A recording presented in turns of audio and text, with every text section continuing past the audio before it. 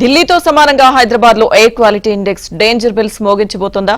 ప్రస్తుతం నగరంలోని కూకట్పల్లి, మూసాపేట్, బాలానగర్, నాంపల్లి, మెహదీపట్నంలో ప్రమాదకర స్థాయిలో గాలి కాలుష్యంతో నిండిపోతుందని తెలుస్తోంది. ఇక ఎయిర్ క్వాలిటీ ఇండెక్స్ 300 దాటిపోవడంతో ఆందోళన కలిగిస్తోంది. పరిస్థితి చేజారక ముందే చర్యలు చేపట్టాలని నగరవాసులు కోరుతున్నారు. ఈ పరిస్థితి ఇలాగే కొనసాగితే చిన్నారులు, వయోవృద్ధులు, శ్వాసకోశ వ్యాధులు ఉన్న వారికి ఇబ్బందికరంగా మారనుంది. అప్డేట్స్ మా ప్రతినిధి నుమాన్ అడిగి తెలుసుకుందాం. నుమాన్,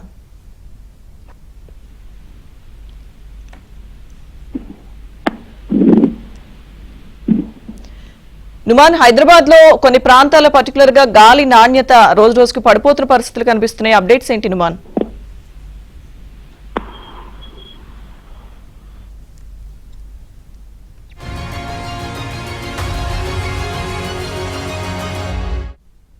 అనేది పడిపోయింది.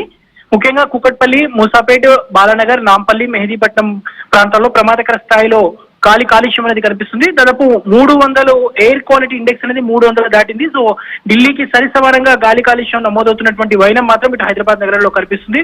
పరిస్థితి చేజారక ముందే చర్యలు చేపట్టవలసినటువంటి అవసరం కూడా ఉందని కూడా ఇప్పటికే ఇటు పర్యావరణ వేత్తలు కూడా కోరుతున్నారు. సో చిన్నారులు కానివ్వండి, వయోవృద్ధులు, శ్వాసకోశ వ్యాధులతో ఉన్నటువంటి వారు ఏదైతే ప్రస్తుతం హైదరాబాద్ లో ఉన్నటువంటి పరిస్థితిలో ఒక్కసారిగా ఇబ్బందికరంగా సిచ్యువేషన్ అయితే మారిందని చెప్పవచ్చు. ఒక్కసారిగా ఇటు హైదరాబాద్ నగరంలో వాయు కాలుష్యం అయితే పెరిగిపోయినటువంటి పరిస్థితి అయితే ఉందని చెప్పవచ్చు. సో ముఖ్యంగా చూసుకుంటే ఎయిర్ క్వాలిటీ ఇండెక్స్ వాస్తవానికి 140 నుంచి 150 వరకు ఉండాల్సి ఉంటుంది. బట్ ఒక్కసారి చూసుకుంటే మాత్రం దాదాపు రెండింతలు పెరిగిపోయినటువంటి పరిస్థితి.